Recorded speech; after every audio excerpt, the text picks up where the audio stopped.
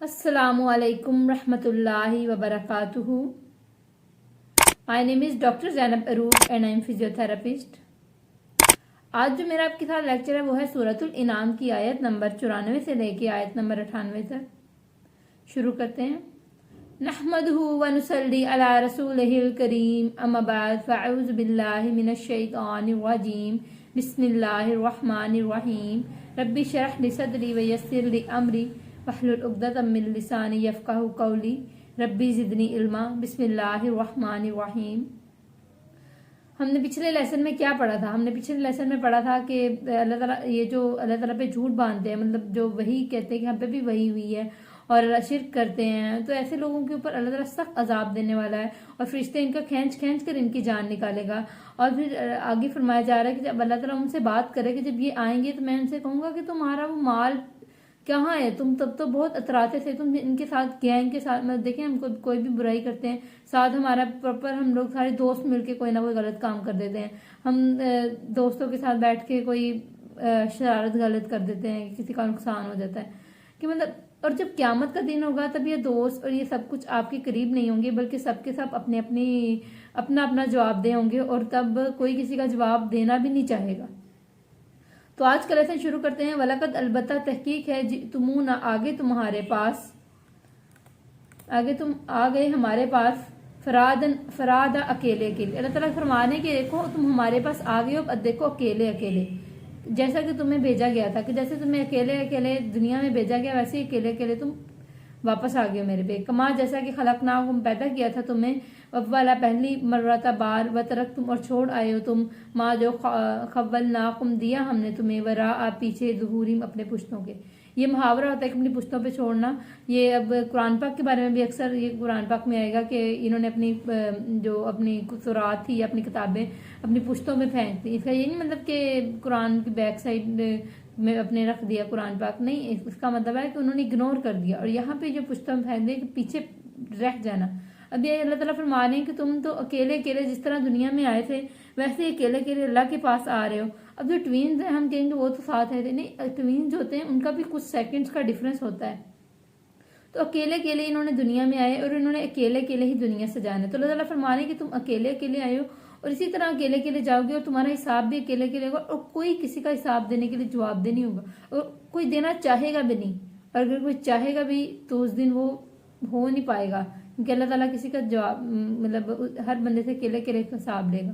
लेकिन क्यामत का दिन इतना खुदगर्ज होएगा, कोई बच्चा अपने माँ को नहीं पहचानेगा, कोई माँ अपने बच्चे को नहीं पहचानेगी।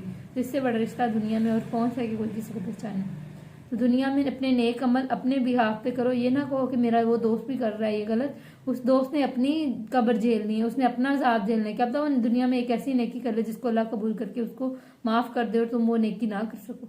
तो कोशिश करो खुद को बेहतर करो, ऐसे दोस्तों से भी दूर हो जो बुराई से आपकी अपनी जो एक हदीस है कि आदमी अपने दोस्त से पहचाना जाता है। तो दोस्त से कैसे पहचाना जाता है? जब आपकी कंपनी जैसी होगी वैसे ही आपकी आदतें होंगी। तो वही अल्लाह ताला फरमा रहे हैं कि तुम अब उनसे पूछेगा कि जो तुम दुनिया में दिया गया था अब तुम वो सब कुछ पीछे छोड़ आए हो, तो अब देखो तुम साथ कुछ लेकर आए हो और जैसे अकेले गए थे वैसे ही अकेले आए हो।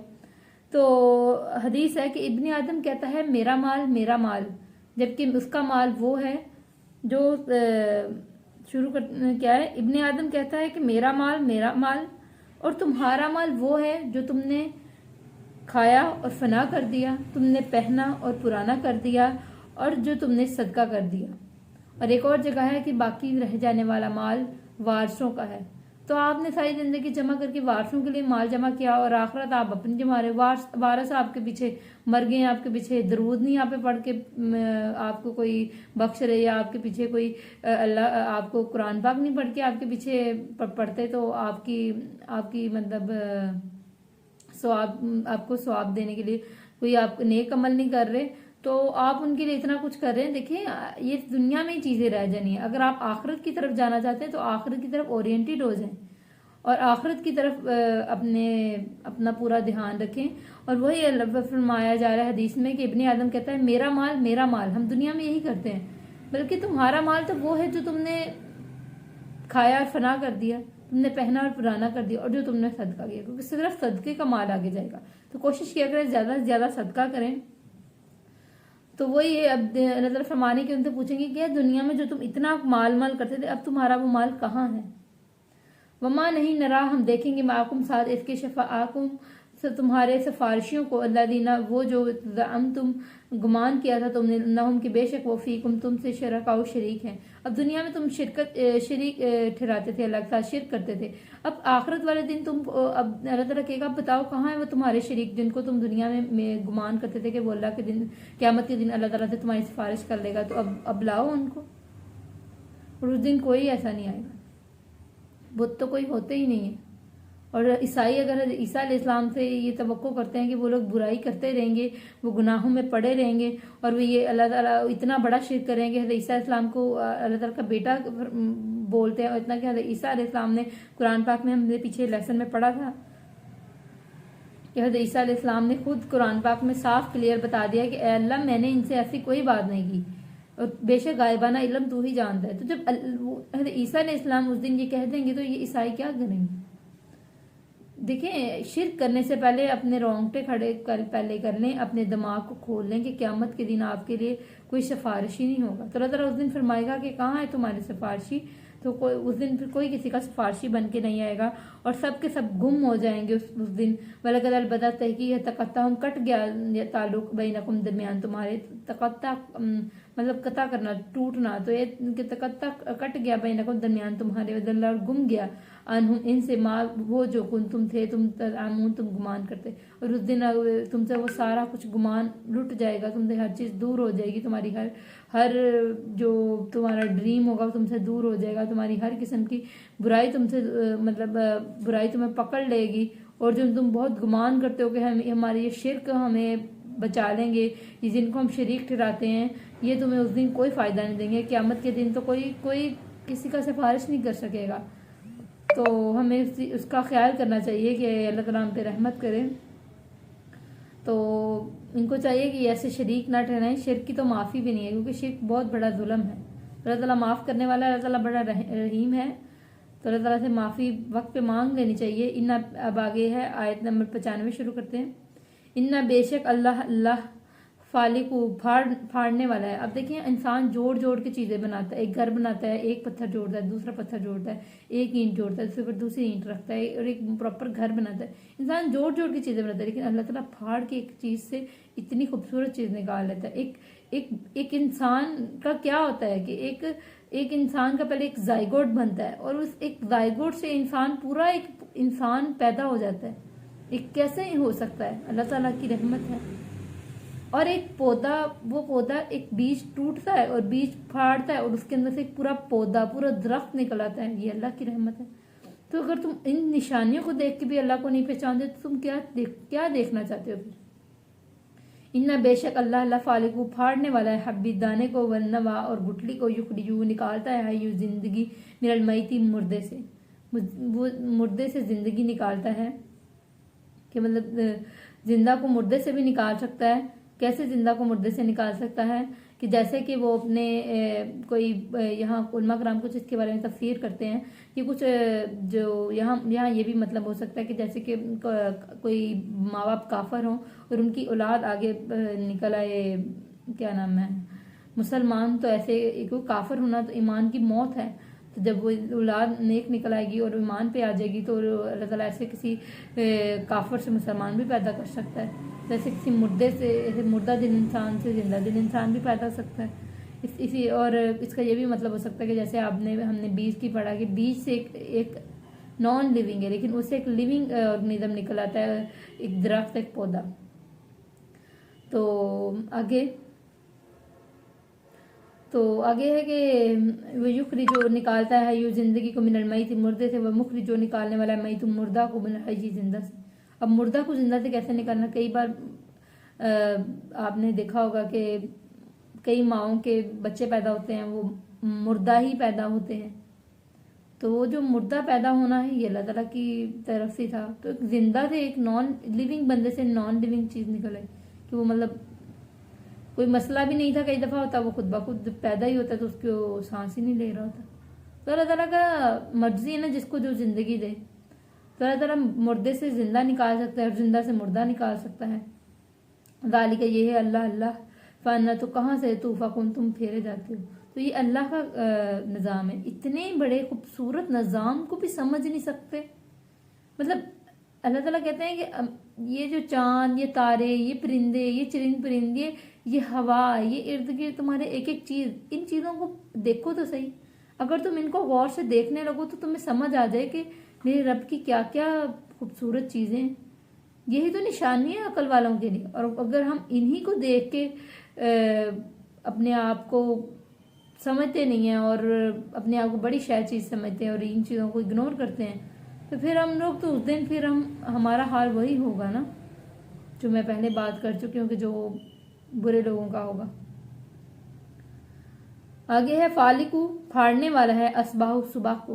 तो अल्लाह ताला हर दिन के बाद, हर रात के बाद सुबह आती है। कभी ऐसा हुआ आपकी ज़िंदगी में कोई 60 साल का, कोई 100 साल का, कोई 50 साल का, कोई 15 साल का, कोई 20 साल का कोई बंदा है, वो मुझे बताए कि आपकी ज़िंदगी में ऐसा हुआ कि रात के बाद सुबह नहीं हुई और रात हुई। कभी ज़िंदगी में ये हुआ ही नहीं है, क्योंकि ये था कभी अल्लाह ताला की रहमत है कि वो कभी ज़िंदगी में ऐसा होता ही नहीं है कि रात के बाद सुबह ना आए और सुबह के बाद रात ना आए, क्योंकि ये मेरे रब का निज़ाम है और वो जिस तरह चाहता है अपना निज़ाम उसने चलाया हुआ। और एक सिस्टम कैसे एक सही निज़ाम के साथ चलता है।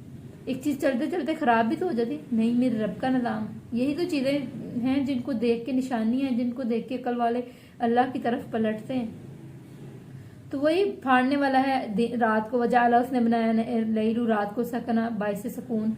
रात को आप देखिए, दिन में आप बेशक मतलब कुछ घंटे सो जाए, आपको वो सुकून नहीं मिलेगा जो रात को आपको कुछ घंटे मिलने से सुकून मिलता है, क्योंकि अल्लाह ताला ने रात को बनाया ही सुकून के लिए। और रात के सोने से इतनी मतलब आपको फ़वाइद हैं कि जो आपको दिन के सोने नहीं हैं। और अल्लाह ताला ने रात को इतनी खूबसूरत नींद बनाई। अगर इंसान पूरा दिन थका हो और इंतहाई थका हो, उसके पास सोने का टाइम नहीं हो, वो 5 मिनट भी अपनी आंख लग जाती है तो उसकी आधी से ज़्यादा जो थकावट होती है वो निकल आती है। ये कैसे होता है? मेरे रब के करम के साथ। वो नींद अल्लाह ने सुकून के लिए बनाई है, और वो 5 मिनट की नींद से जो सुकून आता है वो आप सब जानते हैं। इन सब चीज़ों को पहचानिए। तो आगे वह शम्स और सूरज, वल कमर, और चांद, हिसाबना, हिसाब का जरिया। तो वही कि सूरज चांद सिर्फ आसमान पे निकलते नहीं, बल्कि सूरज और चांद से लोग हिसाब लेते हैं। रास्तों का रहनुमाई होती है इनसे, इन पर नमाज के वक्तों की रहनुमाई होती है। तो दाली का ये तकदीर अंदाजा है, अल अजीज, बहुत ज़बरदस्त, अलीम, बहुत इलम वाला। तो ये किसी इलम वाले का अंदाजा है, ये कोई आम बंदा नहीं कर सकता। तो वाह हुआ वही अल्लाह दी जिसने जाला बनाया लकुम, तुम्हारे लिए, नजूम, अस्तारे, लितहतदू, ताकि तुम राह पाओ, बिहा, इसके जरिए, फिर जुल्माती तारीकियों में, बर्री खुश्की, केवल बहरी और समुंदर के। तो बता रहे कि ये जो तारे हैं ये आसमान में सिर्फ इसीलिए नहीं निकलते कि तरफ, बल्कि तारों की पोजीशन से हम पता लगता है कि कहकशां के तारे यहाँ हैं, ये वाला तारे इस तरफ है, ये तारा इस तरफ है, तो ये शमाल, जनूब और मशरिक मगरिब, ये सारी चीज़ें इनसे ही पता लगती हैं। और उसके अलावा आप अगर ख़ासतौर पर अगर आप किसी समुंदर में और आपको रास्ता ना आता हो तो आप तारों का रास्ता जानते हो, तो आप तारों से अंदाज़ा लगा के बहुत खूबसूरती से अपने इलाके तक पहुंच सकते हैं कि अल्लाह ताला ने ऐसा निज़ाम क्रिएट कर रखा है, और ये कौन बना सकता है। इस आता तो ताकि तुम और रह पाओ, बिहा, इसके ज़रिए, फिर ज़ुल्माती तारीकियों में, बर्री खुश्की के, वल बहरी, और समुंदर के। कद तहकीक है, फसलना, खोल कर बयान कर दी हमने, आयात कौमन लोगों के लिए जो इल्म रखते हैं। तो अल्लाह ने खोल कर आयात बयान की हैं ताकि हर बंदा जो अकल रखता है वो समझ ले, जो इल्म रखता है वो समझ ले। वाह और वही अल्लाह दी जिसने अंशाकुम पैदा किया तुम्हें, फिन नफ्सी वाहिदतन, एक जान से। तो अल्लाह ताला ने एक ही जान से पैदा किया। यहाँ जो एक जान है वो आदम अलैहिस्सलाम की बात हो रही है। तो आदम अलैहिस्सलाम थे, तब सोचे कि दुनिया में एक बंदा आया और एक औरत आई, हज़रत अम्मा हव्वा और हज़रत आदम।